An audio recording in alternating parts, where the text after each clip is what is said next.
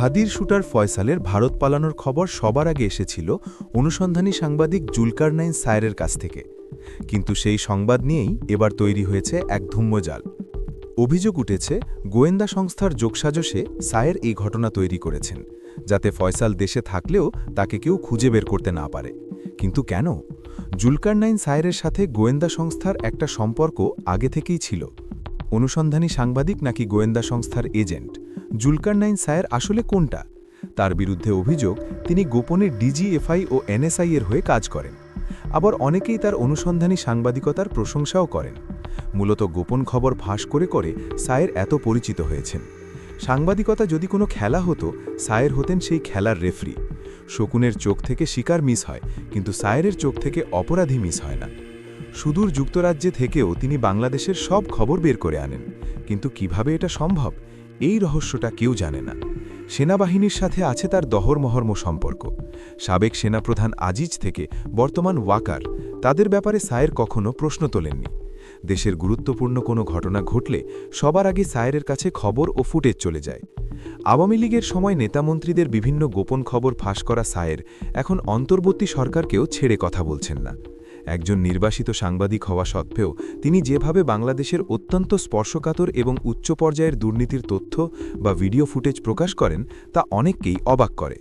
তার এই অভাবনীয় সাফল্যের মূলে রয়েছে একটি অত্যন্ত শক্তিশালী এবং বিস্তৃত হুইসেল ব্লোয়ার বা তথ্যদাতা নেটওয়ার্ক। বিশেষ করে আল জাজিরায় প্রচারিত all the prime minister's men তথ্যচিত্রের মাধ্যমে তিনি আন্তর্জাতিকভাবে নজরে আসেন।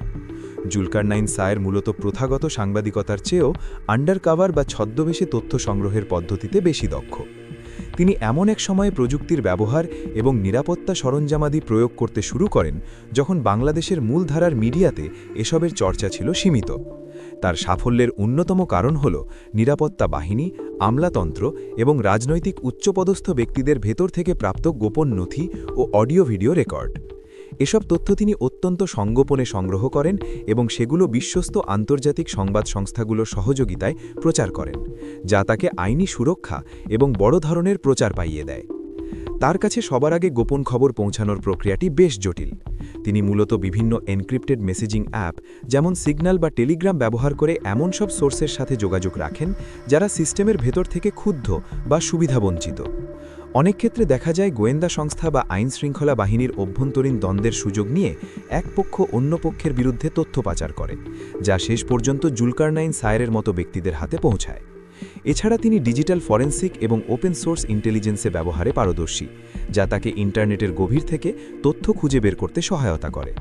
যেহেতু তিনি বিদেশে অবস্থান করছেন, তাই বাংলাদেশের ডিজিটাল নিরাপত্তা আইন বা অন্য কোনো কঠোর বিধিনিষেধের ভয় তাকে সরাসরি স্পর্শ করতে পারে না, যা তাকে আরও সাহসী এবং তথ্য প্রবাহে অগ্রগামী করে তুলেছে। তার হাতে থাকা ফুটেজগুলো অনেক সময় মাসের পর মাস ধরে পরিকল্পিতভাবে ধারণ করা হয়, যা দীর্ঘমেয়াদী পর্যবেক্ষণের ফসল। তার বিরুদ্ধে গোয়েন্দা সংস্থার হয়ে কাজ করার যে অভিযোগটি প্রায়ই শোনা যায়, সেটি একটি ধোঁয়াশাচ্ছন্ন এবং বিতর্কিত বিষয়। সমালোচকদের একাংশ দাবি করেন যে নির্দিষ্ট কোনো বিদেশি গোয়েন্দা সংস্থা অথবা দেশের ভেতরকার কোনো ক্ষমতাধর চক্রের সরাসরি সহায়তা ছাড়া এত বড় মাপের অপারেশন পরিচালনা করা এবং উচ্চ পর্যায়ের অডিও ভিডিও ক্লিপ পাওয়া অসম্ভব। এই অভিযোগের প্রেক্ষাপটে বলা হয়, তাকে হয়তো নির্দিষ্ট কোনো রাজনৈতিক লক্ষ্য অর্জনে তথ্য দিয়ে সহায়তা করা হয়। তবে এই অভিযোগের পক্ষে এখনও পর্যন্ত কোনো অকাট্য বা দালিলিক প্রমাণ প্রকাশ্যে আসেনি। এটি অনেক ক্ষেত্রে রাজনৈতিক পাল্টা প্রচারণার অংশ হিসেবেও দেখা হয়। গোয়েন্দা সংস্থার হয়ে কাজ করার অভিযোগটি মূলত তার তথ্যের নির্ভুলতা এবং সেন্সিটিভ উৎসগুলোকে প্রশ্নবিদ্ধ করার জন্য ব্যবহৃত একটি অস্ত্র হতে পারে। আবার অন্যদিকে আন্তর্জাতিক রাজনীতির প্রেক্ষাপটে বড় বড় অনুসন্ধানী প্রতিবেদনের পেছনে সবসময়ই কোনো না কোনো প্রভাবশালী শক্তির পরোক্ষ সমর্থন থাকে বলে বিশ্লেষকরা মনে করেন। জুলকারনাইন সায়ের নিজে সবসময় দাবি করেছেন যে তিনি একজন স্বাধীনতা সাংবাদিক এবং তার লড়াই কেবল দুর্নীতির বিরুদ্ধে। সামগ্রিকভাবে জুলকারনাইন সায়েরের কর্মকাণ্ডকে কেউ সাহসিকতা হিসেবে দেখেন, আবার কেউ দেখেন একটি বিশেষ এজেন্ডা বাস্তবায়নের মাধ্যম হিসেবে।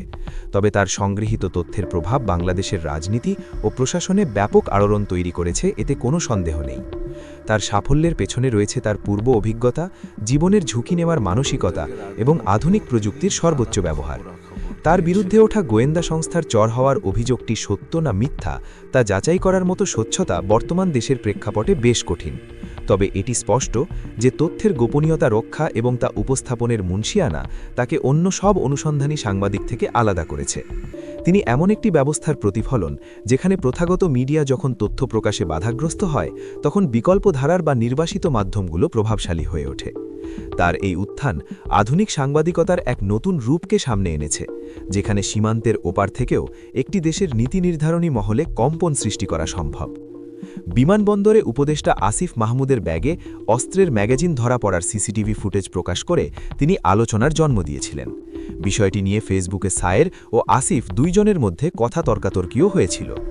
তবে জুলকারনাইন সায়ের নিজের কাজের ব্যাপারে আপোষহীন ও আত্মবিশ্বাসী। 2024 সালে শেখ হাসিনার পতনের আগ মুহূর্তেও তিনি নানান খবরাখবর দিয়েছিলেন। জুলকারনাইন সায়ের প্রথম আলোচনায় আসেন আল জাজিরার এক অনুসন্ধানী প্রতিবেদনের মাধ্যমে। শেখ হাসিনার সমর্থনে জেনারেল আজিজ আহমেদের পরিবার কিভাবে দুর্নীতির সাম্রাজ্য গড়ে তোলে সেটা প্রকাশ্যে আসে তার এক রিপোর্টে। এরপর একের পর এক অনুসন্ধানী রিপোর্ট করেছেন তিনি। সামাজিক যোগাযোগ মাধ্যমেও প্রকাশ করেছেন বহু গোপন নথি, যা আওয়ামী লীগ সরকারকে বেশ বিপাকে ফেলেছিল। ফলে তার উপর দিয়ে বহু ঝড়ঝঞ্ঝা বয়ে গেছে। আওয়ামী লীগের সময় সায়েরকে দেশবিরোধী অপপ্রচার চালানোর অভিযোগে অভিযুক্ত করা হয় এবং ডিজিটাল নিরাপত্তা আইনের আওতায় আসামি করে রমনা থানায় মামলা করা হয়। এছাড়া বাংলাদেশ পরিস্থিতি নিয়ে আল জাজিরায় সংবাদ প্রকাশের পর তার বিরুদ্ধে প্রথমে গ্রেপ্তারি পরোয়ানা জারি ও পরবর্তীতে তার সম্পত্তি ক্রোপের নির্দেশ দেওয়া হয়। অবশ্য 2021 সালে সায়েরকে ডিজিটাল নিরাপত্তা আইনের ওই মামলা থেকে অব্যাহতি দেওয়া হয়। জুলকারনাইন সায়ের দীর্ঘদিন ধরে যুক্তরাজ্যে বসবাস করেন। তিনি লন্ডন ভিত্তিক অনুসন্ধানী ও ইন্টারনেট ভিত্তিক সংবাদ মাধ্যম বাংলা আউটলুকের প্রধান সম্পাদক। একজন মানবাধিকার কর্মী হিসেবেও তার পরিচিতি রয়েছে। কর্মজীবনে বহুবার তিনি সাহসিকতার পরিচয় দিয়েছেন। অনুসন্ধানী সাংবাদিকতার জন্য তিনি ও তার তদন্ত দল 2022 সালে বেস্ট হিউম্যান রাইটস জার্নালিজম বিভাগে অ্যামনেস্টি মিডিয়া পুরস্কার অর্জন করেন। বর্তমানে সায়ের বেশ সক্রিয় আছেন। প্রবাসে থেকেও 2024 সালের জুলাই-আগস্ট আন্দোলনে যে কজন মানুষ খুবই ইতিবাচক প্রভাব রেখেছিলেন তিনি তাদের মধ্যে অন্যতম। বিশেষ করে গণ অভ্যুত্থানের সময় সামাজিক যোগাযোগ মাধ্যমে নিরাপত্তা বাহিনী সংক্রান্ত গোপন তথ্য ও নথি প্রকাশ করে তিনি আলোড়ন সৃষ্টি করেন। এছাড়াও তিনি 2009 সালের 25 ও 26 ফেব্রুয়ারি ঢাকার পিলখানায় তৎকালীন বিডিআর বিদ্রোহ নিয়ে একাধিক গোপন তথ্য প্রকাশ করেন। 2025 সালের 1 মে সায়েরের তৈরি the mother and the monster documentary প্রচারিত হয় আল জাজিরা টেলিভিশনে, যেখানে সাবেক প্রধানমন্ত্রী শেখ হাসিনার শাসনামলে করা বিভিন্ন দিক তুলে ধরা হয়। প্রায় 48 মিনিটের এই তথ্যচিত্রে প্রধান উপদেষ্টা মোহাম্মদ ইউনুস এবং সেনাপ্রধান জেনারেল ওয়াকারুজ্জামানের সাক্ষাৎকারে দেশের সার্বিক পরিস্থিতি তুলে ধরা হয়। এর আগে 2024 সালের সেপ্টেম্বরে আল জাজিরার তদন্তকারী ইউনিট বাংলাদেশের সাবেক ভূমিমন্ত্রী সাইফুজ্জামান চৌধুরী নিয়ে তথ্যচিত্র প্রকাশ করে। দ্য মিনিস্টার্স মিলিয়ন্স শিরোনামের ওই তথ্যচিত্রের তদন্তকারীও ছিলেন জুলকারনাইন সায়ের। এভাবেই আওয়ামী লীগের পতনের পরও একের পর এক অনুসন্ধানী খবর দিয়ে আলোচনায় ছিলেন তিনি। দেশে না আসলেও দেশের বিভিন্ন গণমাধ্যমে মাঝে মধ্যেই তাকে কথা বলতে দেখা যায়। অনুসন্ধানী সাংবাদিকতাকে পেশা হিসেবে নেওয়া জুলকারনাইন সায়ের জীবনে বহু ঘাত প্রতিঘাত পেরিয়েছেন। তাকে শুনতে হয়েছে অসংখ্য সমালোচনা। অনুসন্ধানী করায় তাকে গোয়েন্দা সংস্থার সাথে যুক্ত করে ট্যাগ দেওয়া হয়েছে। তবে তিনি নিজের অবস্থান থেকে এক চুলও নড়েননি, অটল ছিলেন নিজের বিশ্বাসে। সেই বিশ্বাস এখনও তাকে তার পথে টিকিয়ে রেখেছে।